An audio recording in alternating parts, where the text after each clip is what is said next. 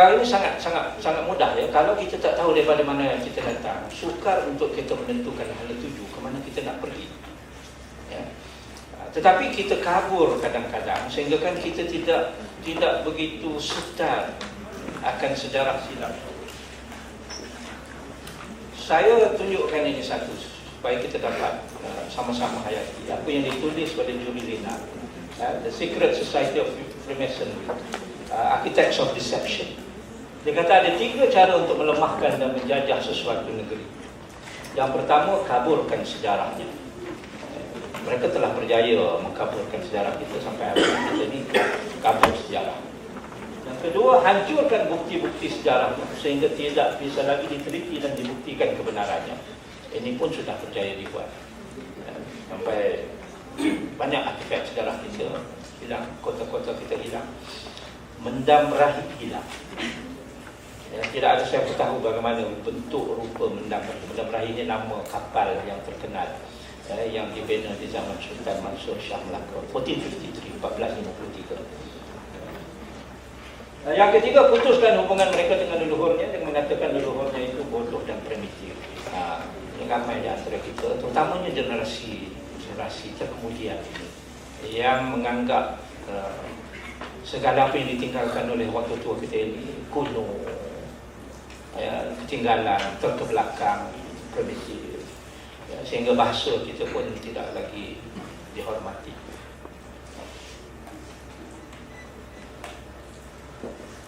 Ini apa yang disiarkan dalam akhbar pada 2nd of February 1835 daripada Lord Macaulay.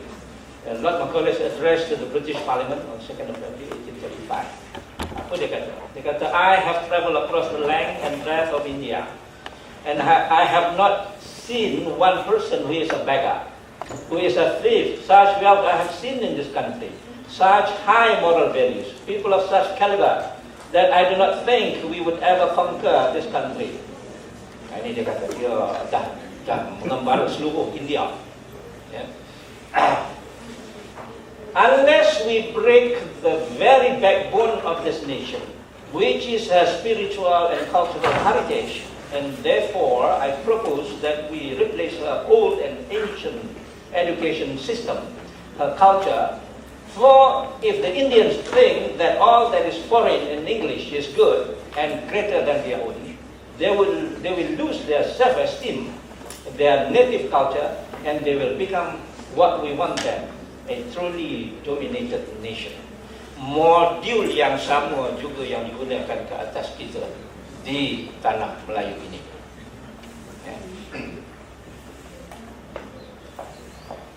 Nak tunjuk aja, ini Kedah. Ini Kedah dulu. Saya orang Kedah. Sempadan selatan Kedah itu diperluas. Sebab tu kalau kita tengok orang perluas di Perak, bercakapnya bahasa Kedah. Itu sempadan selatan. Sampai atas sekali itu ujung utara. Kalau hari ini Tanah Seri, dalam bahasa Melayu Tanah Seri, di sempadan Myanmar. Itu Kedah. Sepanjang Kedah. Jadi bayangkan Sultan Kedah. Sebab itu kalau kita baca dalam catatan dokumen sejarah, Sultan Kedah itu duduk di atas gajah, tali pinggangnya daripada emas tulen seberat 10 kaki. Berapa harga tali pinggang? 10 kaki emas tulen. Dan sayangnya tali pinggang ini hilang semasa pendudukan Jepun. Saya tak kata Jepun curi, tapi hilang masih itu. Hilang masih itu. 10 kaki punya tali pinggang. Mahal daripada Hermes Birkin rasanya. Ini Melaka. Ini Melaka. Hari ini ramai orang bila kita sebut, terutamanya generasi muda, generasi anak-anak, bila kita sebut Melaka, dia terbayang Melaka yang ambil hari ini. Tapi inilah Melaka dulu. Bila disebut Empire Melaka itu kita lihat. Sebab itu selat yang di tengah-tengah yang memisahkan antara Melaka di kanan dengan Melaka di kiri, namanya Selat Melaka, The Straits of Malacca, sampai hari ini. Dan armada Melaka yang di bawah pimpinan Laksmana itu apabila dia meronda Selat Melaka, daripada Lingga di selatan itu pusing ke atas, U-turnnya, patah baliknya di Langkawi. Ini patrolling the Straits of Malacca, meronda Selat Melaka dengan kapal benda berahi itulah Malaysia. Yang ini kitab Risalah Ilmu Hisab yang dikarang oleh Syekh Omar Nuruddin, Sungai Keladi, Kelantan, tahun 1910. Mungkin Datuk Kamil ingat lagi, saya bersama Datuk Kamil dan juga Dr. Halim Muhammadi, kita datang tengok manuskrip ini. Sebabnya saya tak erti baca Jawi lama. Kalau nak saya baca ni barangkali satu muka surat satu hari. Dah lah, baca tu satu, nak faham satu lagi, kerana ini dalam bahasa Melayu lama. Tetapi dibacakan dengan begitu lancar dengan Halim Muhammadi. Dan dia kata apa? Yang saya ingatlah, Datuk dan kami mungkin boleh betulkan kalau tidak. Dia kata bilangan yang majhul darab bilangan yang majhul menjadi bilangan yang maklum. Faham ke tak tu? Ya. Bilangan yang majhul darab, unknown times unknown equals to known. Negative times negative equals to positive. Bukankah sama dengan rumus formula yang diajar kepada kita di sekolah dulu? Ya. Ini sudah pun ditulis oleh kita punya ulama, kita punya pakar matematik tahun 1910. Dan tujuan saya buat museum itu dan cari dan beli manuskrip yang mahal begini, letak di sana, ini sebagai bukti benar. Sebab orang sekarang dia kata seeing is believing. Kalau setakat cakap dia tak percaya. And you come and see, this is the artifact yang kita ada. Sebab itu pelajar-pelajar, mahasiswa Bachelor Science Mathematics tidak boleh kata matematik susah, because moyang kita sudah pun ada formula, dan formulanya sama dengan yang dikeluarkan di barat. Jadi jangan pandang remeh moyang-moyang kita. Ini satu buku. Kitab Sifat 20 oleh Syekh Yusuf Ahmad, Pulau Pinang, 1912. Ini salah satu, tapi bukan yang tertua. Aku tak apa clear di sini. Kalau nak clear tempat makan nanti pergi ke museum dan tengok. Apa benda ni? Mind mapping, peta minda. And we have peta minda sejak tahun 1912. Ya. Yang kita bayar beribu-ribu jemput Tony Buzan mari sini bercakap peta minda tak?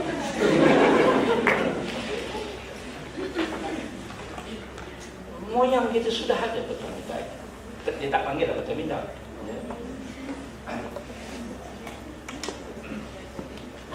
Kitab Adab Raja-Raja abad ke-18. Raja pun kena adab. Kena ada adab. Sebab orang Melayu tidak kita pisahkan, ya, falsafahnya, adabnya, adatnya. Karena itu kita mampu membina tamadun yang begitu hebat.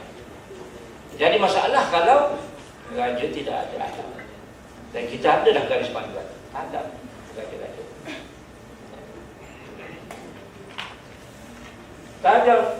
Taj al-Salatin, mahkota raja-raja, karangan Bukhari Al-Jauhari, ini abad ke-17, pun sama juga garis panduan untuk menjadi raja, menjadi pemimpin. Saya ingat pemimpin kita di Tan Sri kena suruh baca lah.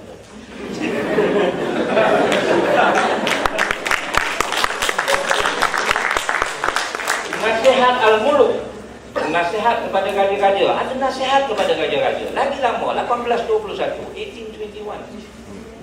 1821 sudah ada nasihat kepada raja-raja. Raja kena dengar nasihat. Kalau nak balik lama lagi, ini sumpah antara Demang Lebar Daun dengan Sang Seperba. Ada deal, bai'ah yang kita buat. Ini gambaran kapal benda berahi. Kita tak tahu macam mana rupanya. Saya tanya pembuat kapal di Terengganu yang asal itu adalah 38 bengkel, sekarang dah tinggal 3 saja lagi dah yang buat kapal secara tradisional ini. Dia kata besar kemungkinan, ini pandangan ya. Dia kata besar kemungkinan oleh sebab kapal itu dah terlampau lama dalam servis dibakar. Sebab itu sampai sekarang tidak ada kesan langsung Kita tak tahu macam mana rupa. Tapi daripada manuskrip, daripada buku-buku Sulalatul Salatin dan juga buku Hikayat Hang Tuah, artis punya gambaran begini. Setelah diperihalkan di dalam catatan-catatan tersebut. Apa pun kita nak sebut di sini bahawa Mendam Rahi ini adalah sebuah ghali atau galis. In English, galis, ghali. Ghali ini kita ambil daripada bentuk rupa ghali yang digunakan pakai oleh tentera laut Turki, yang diasaskan juga kepada kapal-kapal perang yang digunakan pakai oleh Viking. Jadi kalau kita lihat, dia ada layar, ada mast, dan dia juga ada oars, ada dayung. So apabila dia berlayar, di depan tu ada ramming beam. Ramming beam ni dibuat daripada kayu cengal batu. Ramming beam ni maknanya perempuan. Ya. So berlayar, apabila sampai nak berperang, dah bertemu dengan kapal musuh, dia akan turunkan layar dan mereka akan dayung pergi rempuh kapal musuh. Dan apabila dia rempuh, barulah prajurit-prajurit di atas tu melompat masuk ke kapal musuh dan tikam dengan sundang dan juga dengan keris. Itu hebatnya. Jadi orang putih ni dia menyampah sebab kapal dia selalu kena rempuh di selatan. Sebab itu dia panggil puak ni lanun. Dia bila tak boleh lawan saja lanun. Padahal dia lalu tak payah turun. Itu sebab kita rempuh. Ini gambaran dia. Dan ini satu lagi. Dan kalau kita tengok tak jauh daripada yang tadi tu. Dia ada perempuan di depan, ada ramming beam. Lepas tu dia ada pendayung dia. Ya. Kemudian dia ada layar. Ada pandangan yang kata 3 layar, ada yang kata 2. Tapi yang pasti dia ada 2 deck. Satu deck di raja yang Sultan duduk, satu lagi adalah deck nakoda. Di depannya dilengkapi dengan 3 laras rentaka. Sebab itu dalam sejarah apabila kita baca, apabila armada sampai balik saja, nak masuk saja ke pelabuhan Melaka, maka dia akan tembak.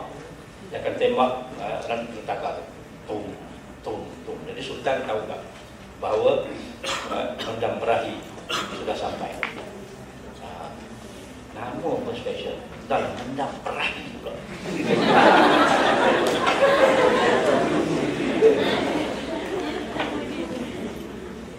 Ini catatan daripada Portugis. Sebab saya terpaksa sebut dan ambil daripada catatan-catatan barat. Sebab kerana kita kalau kita sebut catatan orang kita, ramai yang kata ini betul ke tak, sanksi banyak. Kan? Sama dengan Sungai Batu. Apabila kita jumpa Sungai Batu, kita buat excavation, Profesor Dato' Motas Kaidin buat excavation, dan dia dah jumpa bukti. Dia sebut pun dalam pembentangan-pembentangan dia bahawa Sungai Batu bermula 500 sebelum Masihi. Ya, the civilization di Sungai Batu Kedah Tua. Ramai orang kita sendiri yang tak yakin. Jadi apa dia buat? Dia panggil Stephen Oppenheimer, Profesor Stephen Oppenheimer daripada Oxford University, London. Mari sini, tunjuk kat dia bahan kajian, dia pun kaji. Lepas tu dia bentang. Stephen Oppenheimer bentang dan kata, this is the oldest civilization in Southeast Asia. Sungai Batu di Kedah, Sungai Petani. Orang putih kata, baru orang dia faham. Ini apa punya minda terjajah. Nak orang putih juga semua. Ini orang putih, ambil. Kaspa Corella, Legends from India, 1496 to 1511. Dia kata apa? Ini memberi gambaran kepada kapal kita. Dia kata her size was so high that no one dared to board her from any of the Portuguese ships, naus, caravelas and galleys, and she remained unscathed by the Portuguese fire because she has 4 layers of sheathing, and the lightest Portuguese artillery could only penetrate 2. Punya besar kapal Melayu ni sampai nak panjat pun tak boleh bila kita bertempur di laut. Tembak pun tak tembus, tembak tembus 2 lapis. Dia 4 lapis dia punya dinding. Nah, tak hebat lagi ke moyang kita?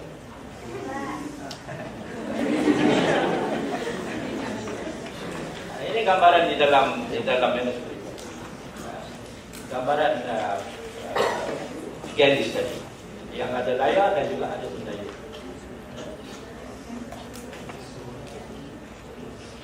Kita bukan hanya belayar. Nah ini saya yakin tadi Encik Saleh, Abang Saleh dah bagi tahu. Kita juga tulis kitab kita, kitab ilmu pelayaran. Ini satu bukti. Tapi kalau kita tengok ya, orang putih datang sini, dia ambil, dia angkut semua manuskrip. Hari ini 22,000 manuskrip kita ada tersimpan di Leiden University. 22,000 tuan-tuan dan puan-puan. 22,000 kitab. Kita kata orang tua kita tu tak tahu apa benda, tak ada ilmu, tak buat jarum pun tak kerti. Kita tak kerti buat jarum, tapi nanti saya tunjuk kita buat meriam.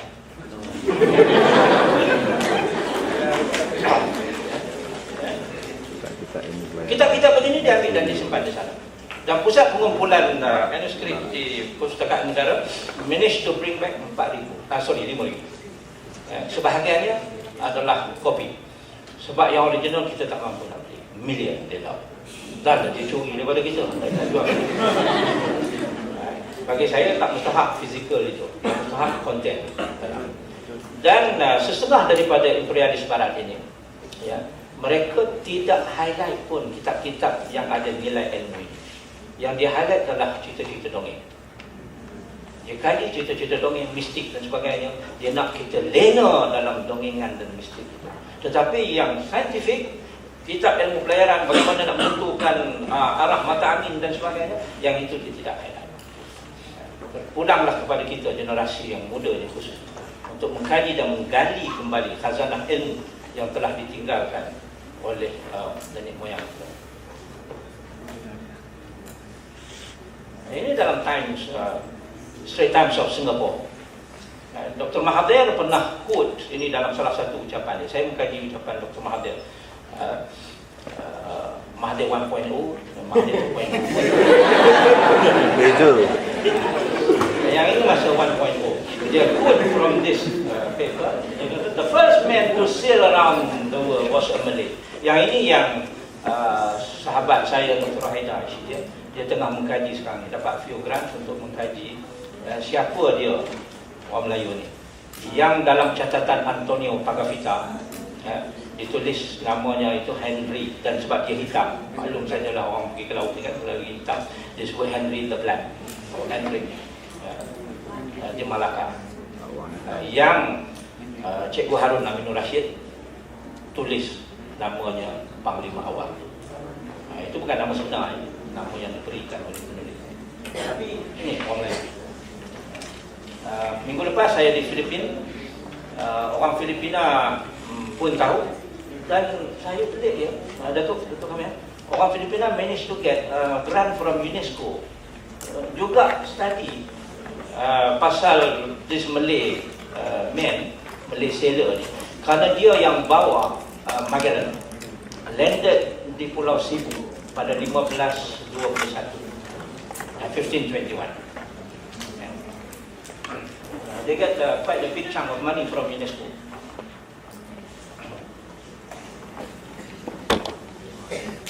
Ini siapa pergi Thailand, pergi ke Bangkok, pergi melawat ke, saya tak ingat nama wat tu, tapi di sebelah dengan the Grand Palace, berdepan dengan Grand Palace itu adalah Kementerian Pertahanan Thailand.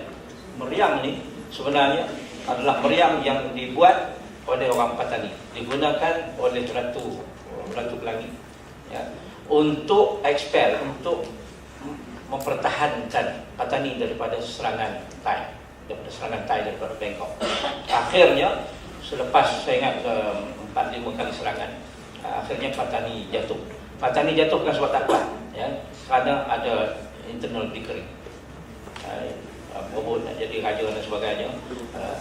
Akhirnya kerajaan jadi lemah, dan Siam daripada Bangkok, daripada utara datang menyerang, dapat, dan dia punggah bawa balik ke Bangkok. The biggest cannon ever built. Kalau tuan-tuan pergi, tak boleh pergi dekat sebab dia ada pagar dia, dan ada dia punya guard, polis jaga di situ. Jadi ambil gambar daripada luar saja. Meriam Sri Patani. Yang ini yang ada di Lisboa, dia disebut meriam Peka di Malacca. Nama pun Peka di Malacca.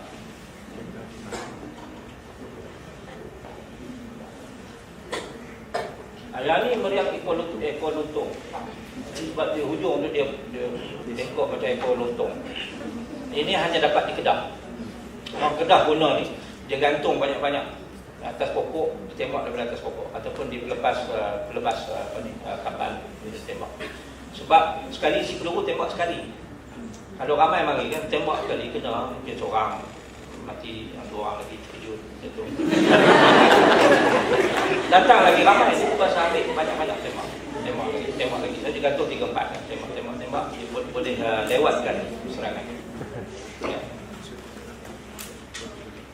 Ini meriam Lela abad ke-19 buatan orang Melayu sebab ada simbol Melayu di situ iaitu pucuk kebun. Itu pucuk kebun tu awal design. Dan pucuk kebun adalah kita ambil jadi simbol untuk Museum Warisan Melayu. Ini Istinggal Melayu. We managed to bring back one, ada di Museum Warisan Melayu ni, pergilah tengok. Namanya pun dipanggil Malay Muscat. Malay Muscat ini apa? Yang ada gambar adalah abad ke-18. Ini menggunakan kancing sumbu. Kancing sumbu. Matchlock. Dia bubuh sumbu di situ. Sumbu tu kalau dulunya dibuat daripada dijalin daripada sabun. Dibakar dan kemudian kalau buatan orang putih sudah tentu dia tak akan panggil Malay Muscat. Ini teknologi kita, Malay Muscat. Dan di Melaka dah ada. Sebab itu catatan Portugis sendiri apabila mereka dapat masuk ke Istana Melaka, dalam istana dan di sekelilingnya ada 8,000 senjata api. Sebab itu saya kata kena betulkan ucapan pemimpin-pemimpin ini. Jangan lagi kita dengar yang kata Melaka jatuh kerana orang Melaka guna keris dan deping. Sedangkan Portugis itu menembak dengan istilah. Itu adalah statement yang tak betul. 8,000. Dia punggah 3,000 masuk ke kapal dia, Telur di Lama. Dan juga 2 kapal lagi. Ini kita dah ada. Dan lebih tua daripada ini, namanya Malacan Muscat. Yang itu saya tak dapat nak beli sebab mahal. Mahal sangat, saya tak sempat nak beli. Kalau tak salah saya 75,000. Yang kita sempat beli 45,000 buat balik ada di sini. Pergilah tengok. Ini bukti hidup. Tengok orang Melayu ni, dia bukan minimalis. Bukan minimalis. Sebab tu janganlah ada hendaknya orang yang mengatakan Melayu malas. Dia nak minimalis. Sebab tu kalau kita buat sesuatu yang kita buat mesti disertakan dengan keindahan. Kalau tak okey sebut tu pun boleh tembak. Boleh tembak. Tapi kita tak puas hati. Kita nak okey juga. Ya. Sama dengan keris-keris kita. Kalau tak okey pun tak apa, boleh tinggal hati juga. Tapi kita nak okey sebab we are not minimalis. Kita bangsa yang bermaruah dan bangga dengan produk yang kita tinggalkan. Sebab tu orang Melayu ni tak boleh buat kerja sambil lewa. Pantang saya kalau ada student kata aku biar graduate 2.0 pun tak apa. No. Kalau boleh graduate 4.0, kenapa nak aim 2.0?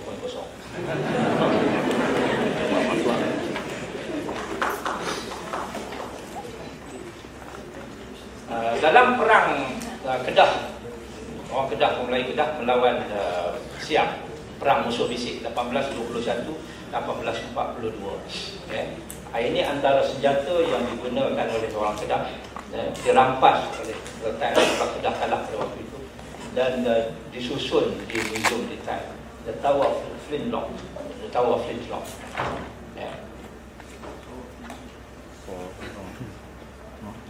Kita dah ada senapan.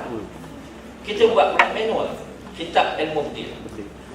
Manual to tell you how to shoot. Ada manual. Mantra menembak. Ada mantra lagi. Jampi. Boleh baca. Mantra ni actually sebenarnya bila kita baca, kita punya mind akan fokus pada nak menembak. Jadi tepat, bukan kerana mantra ni, kerana fokus. Tak ada orang nak goyang-goyang baca mantra. You stand still dan you baca mantra. And you aim dekat jantung dan tembak, kenalah jantung. Dia orang tuntut kita Pak Menteri, kenalah jantung. Padahal dia sudah fokus. Ketua menembak, dah terus ketua lagi. Ketua lagi macam mana? Semua ni manuskrip, tulis tangan. Abad ke-17. Ini yang baru dikutip oleh Samad Ahmad, dikutip daripada manuskrip itu, kemudian di-romanize, dirumikan, dimudahkan bahasanya. Buku ni diterbitkan oleh Dewan Bahasa dan Pustaka. Peluru Petunang namanya. Peluru Petunang.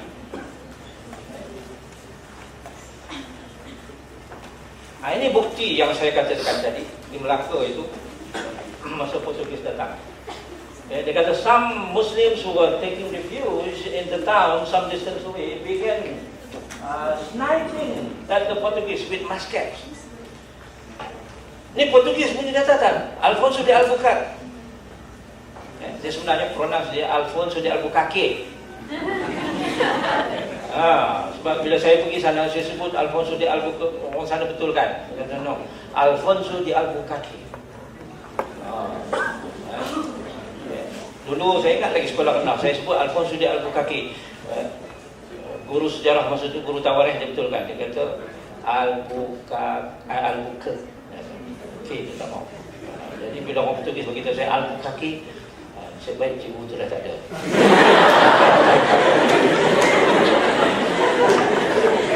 Tak, jangan beritahu dia. Dia kata sniping at the Portuguese with musket. Maknanya orang Melayu masa itu sudah ada musket. Keris lebih itu kita guna, tapi itu apabila pertempuran dekat, close range combat. Tapi tidak jauh kita tembak. Tengok lagi satu ni yang saya unik.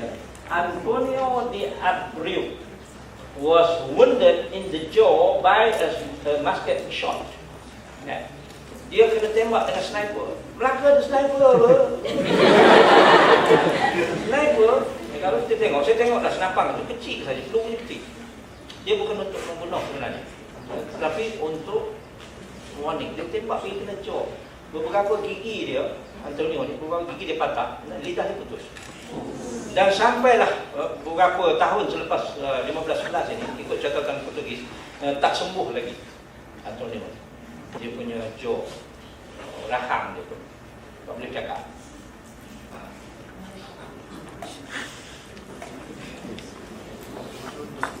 Ini yang dia curi. Dia kata the town was so rich. Ini gambaran dia, berapa kayanya Melaka masa itu. The town was so rich that the spoil which remained amounted in value to more than 50,000 cruzados. Of the artillery, 3,000 pieces were found out of the 8,000. Ikut kata Albuquerque, rampasan di Melaka pada waktu itu adalah rampasan yang terbesar daripada semua rampasan perang yang dia pernah alami. Dan orang kita pula kata, yang itu yang kami tinggal saja. Yang kami bawa lari bersama dengan Sultan Mahmud itu lagi banyak daripada itu, tak terkira. Sebab itu apabila bendahara nasihatkan Sultan Mahmud, nampak gaya Portugis ni beria sangat, tembak susah, kita tak menang. Dia kata, tuanku, eloklah kita pindah. Tuanku jangan khawatir, satu kota Melaka jatuh, kita boleh bina 10 lagi kota. Punya gaya. Setakat satu tu naik. Dan Portugis akan dapat kota tu saja. Dan memang 130 tahun ya, Portugis hanya memerintah kota Melaka. Nak keluar orang tak boleh. 130 years they only got the fort and the port area pelabuhan. Bukan Melaka jatuh, yang jatuh kota ni. Jadi jangan salah faham, betul kan tanggapan. Ya. Kita baca sejarah betul lagi. Ini salah seorang gambaran Panglima Melayu. Yang ini awal abad ke-20 sebab dah ada kamera.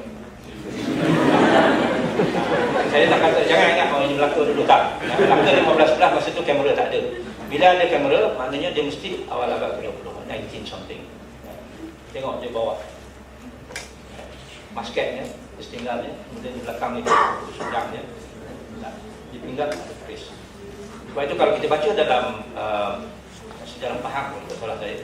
Digambarkan seorang Melayu ini apabila dia nak pergi ke Medan, dia ada senjata api, dia dibawa sundang ataupun pedang, kemudian dibawa lembing, kemudian dia ada keris, kemudian ada satu lagi, itu senjata sulit, sama ada kerambin ataupun wali yang disimpan dalam lipatan kain semuta seperti sebagainya.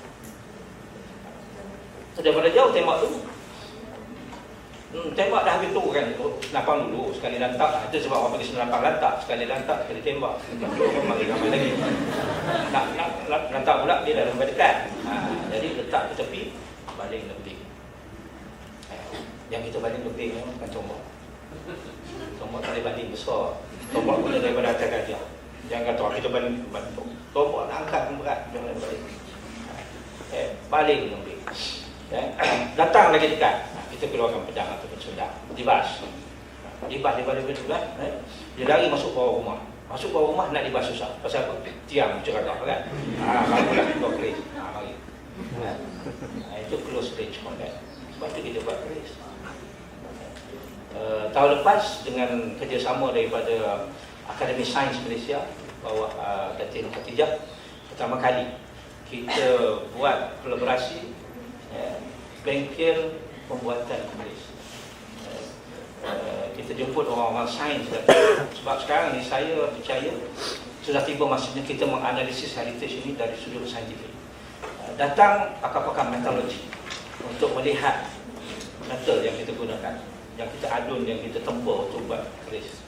Tuan-tuan tahu punya advance ya. Keris ni bilah mata dia dibuat melalui proses bakar, tempur dan adun besi macam-macam tu.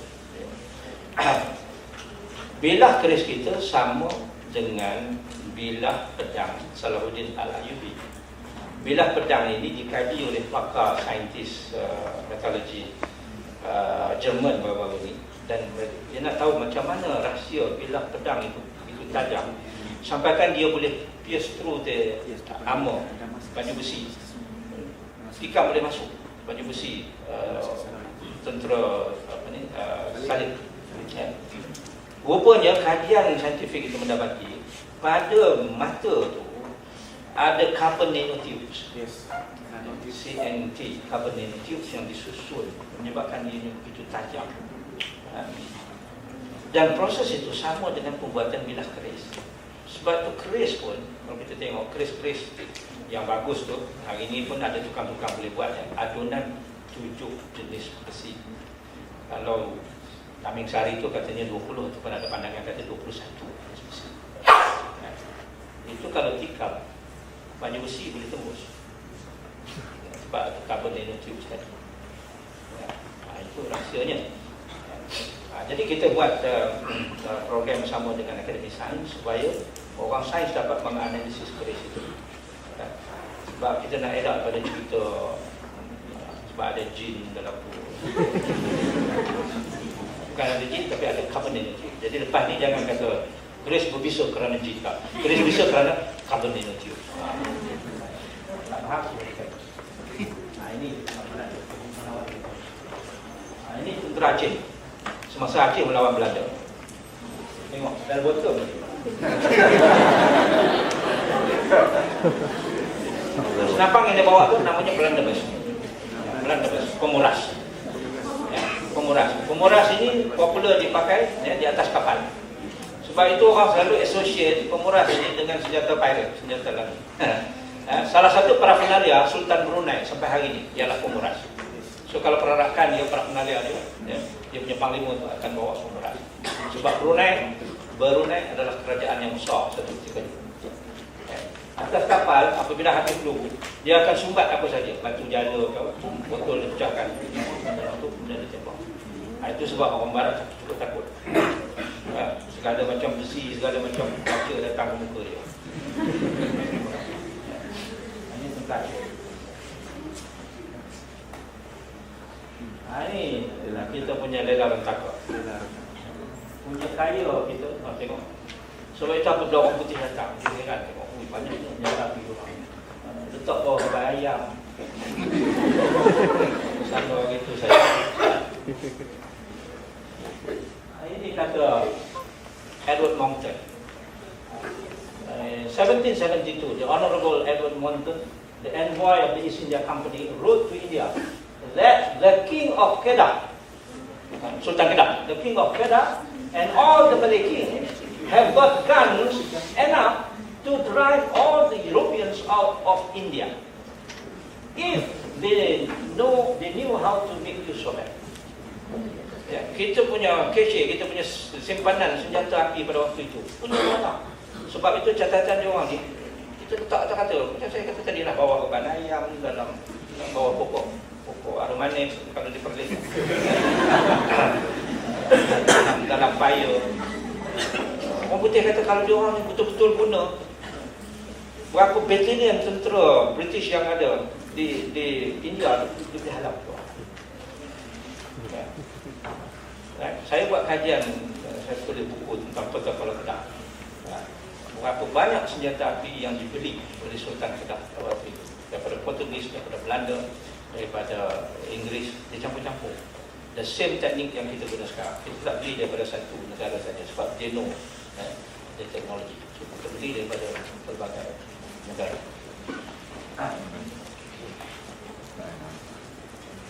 Ini buku yang ditulis oleh Charles Osborne, Midshipmen's Exploits, The Blockade of Kedah in 1838 in Malayan Waters. Ini diceritakan dalam buku ini macam mana British berpadu dengan siap lawan Kedah. Jadi saya sebagai orang Kedah, saya cukup bangga kerana orang Kedah lawan dengan dua superpower pada waktu itu. Dua superpower berpadu lawan orang Kedah. 1821 Kedah kalah. Dan kita cuba dapat balik. 1829 kita kalah lagi. 1835 we try, dan kita manage to get sampai Senggora, dan kita membebaskan Patani for the first time daripada tangan siap. Kita tunggu di Senggora, tunggu sebab monsun masa tu. Kalau monsun reda, kita nak pergi ketuk pintu istana Maharaja Thai di Bangkok.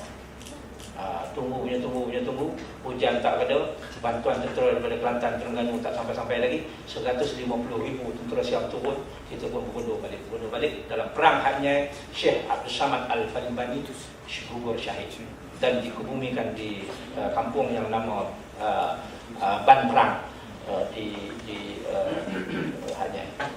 Masa dia gugur tu, Siam datang, kepalanya dipenggal dan dibawa ke istana besar di Bangkok. Badan dikebumikan di Hatay. Syekh Abdul Samad Al-Falimbani.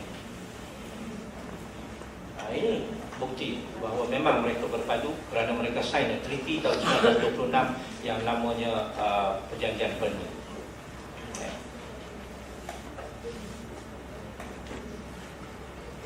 Kita bukan hanya tahu buat gobek makan sirih, tetapi kita juga buat gobek api.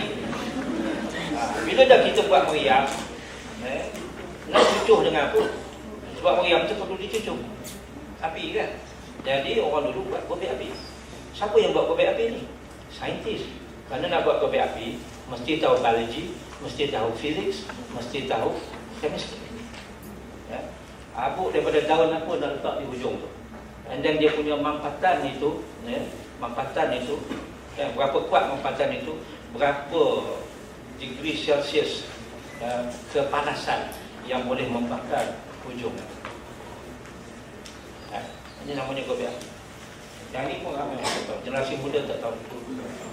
Dia tahu gobek sirih lagi.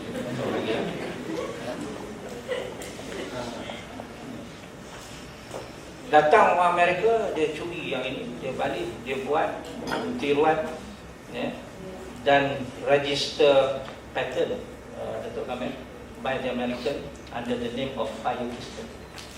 Boleh Google, tengok fire piston, siapa yang file patent, Amerika. Padahal teknologi kita, moyang kita guna abad ke-17 lagi. Amerika baru kenal. 150 tahun sebelum orang Barat buat macis api. 250 tahun sebelum Ronson buat komiti api. Orang kita sudah ada gobek api. Dibawa, disisit di pinggang. Yang pakai busana tu, sisit gobek api tu. Kalau tidak, nak cucuk meriam lentakkan kita macam mana.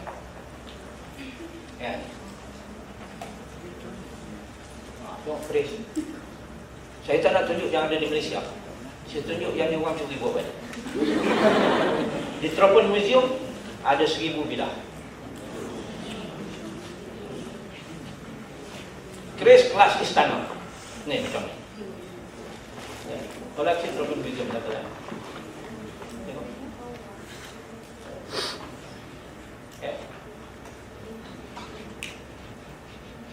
Ini bulu. Ini koleksi saya.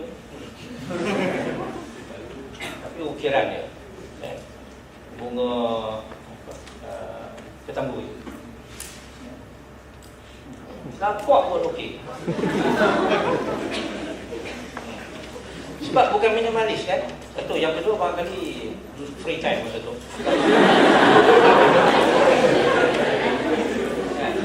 Daripada duduk saja ambil kapak.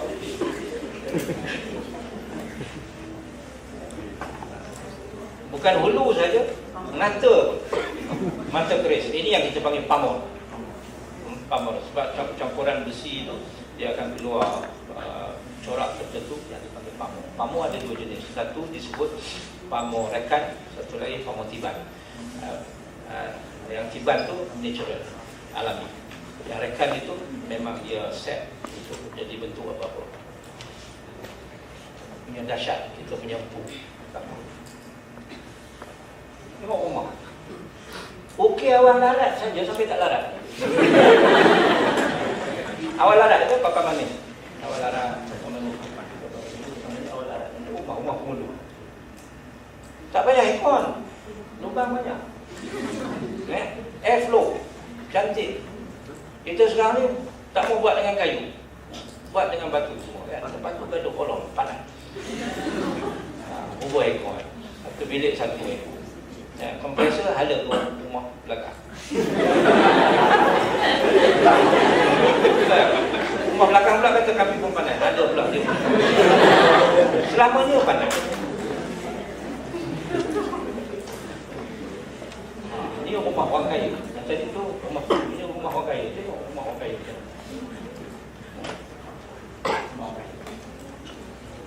Ini rumah orang besar di Bukit Candan.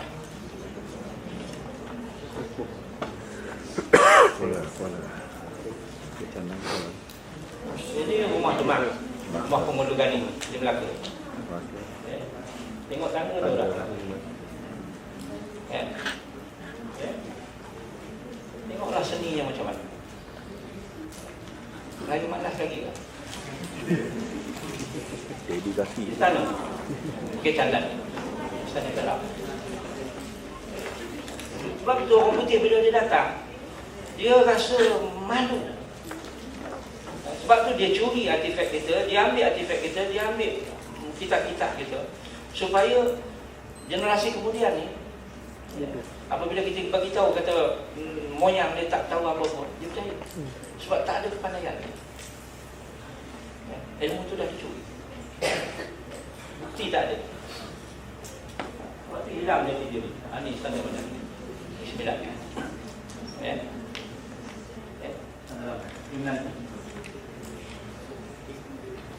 Masjid. Tengok bumbung masjid. Masjid di Kelantan. Masjid tua di Kelantan. Batu Laut. Masjid Batu Laut. Masjid-masjid Melayu dulu, termasuklah di Tangkera dan di Selatan Nusantara, kita mengekalkan bentuk ini, seni bina ini. Sebab angin masuk, sejuk. Kita tak tiru lagi yang Middle East punya, yang bawang kan. Bukan membawang lagi. Bentuk bawang. Bentuk bawang. Sekarang ni masjid mesti nak bentuk bawang. Sebenarnya masjid kita Nusantara inilah bentuknya. Dan dia sejuk sebab angin masuk.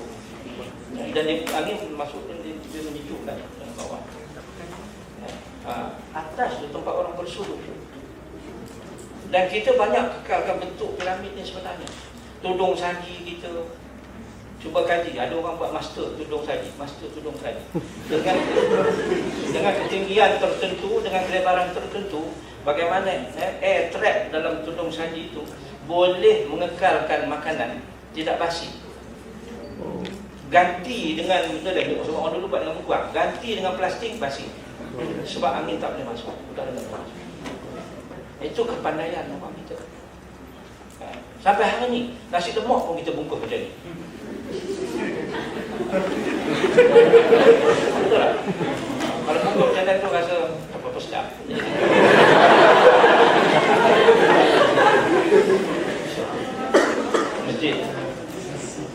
Masjid di Perak. Jangan kena buat nak lukis macam itu. Square jangan. Dan itu yang tampak ya. Nah, kemudian kita ada juga culture kita, budaya kita yang tak tampak ni. Umpamanya kesenian oral, kesenian lisan. Pantun. Pantun pun bukan kita reka. Saya tanya kita punya budayawan ni, Ustaz Mahmud, sahabat FB saya. Pantun pun bukan kita buat saja-saja. Pantun Melayu ni bertitik tolak daripada epistemologi Melayu. Pandangan sarwa orang Melayu, epistemologi. Kalau Jerman dia kata boleh Anschauung. Orang Melayu. Ya. Pulau Pandan jauh tengah. Mana Pulau Pandan? Memang betul. Pandan itu dia jauh tengah. Pulau Pandan jauh ke tengah. Gunung Daik bercabang 3. Gunung Daik. Gunung Daik, Pulau Daik. Jadi orang duduk di belayar. Dia di belayar, dia tengok Pulau Pandan ni jauh punya. Dia pun masuk dalam Pulau Pandan jauh ke tengah. Gunung Daik itu cabang 3. Gunung Daik cabang 3. Hancur badan dikandung tanah budi yang baik tenang juga. Baru datang maksud. Kan indah. Kan saja sono masa nak buat kita ada. Orang sekarang suruh buat pantun, student kita suruh buat pantun. Nah, anak gajah di dalam cawan.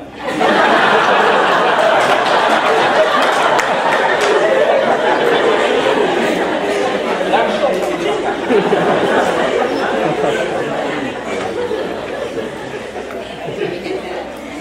saya ambil daripada Pak Tenas, arwah Tengku Nasruddin Afendi.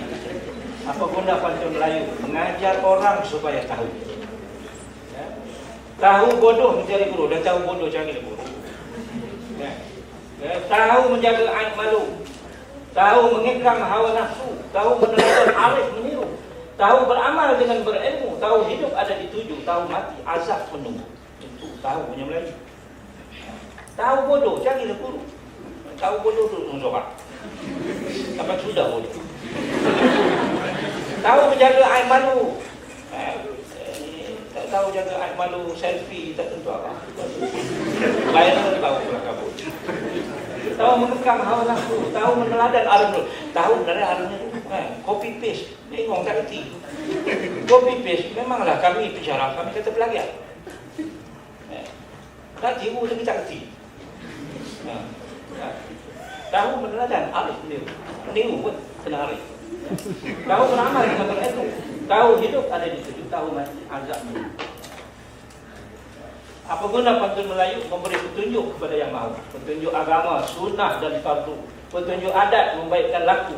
Petunjuk menyuruh hidup berilmu, supaya hidup tak dapat malu, supaya mati tak kena palu.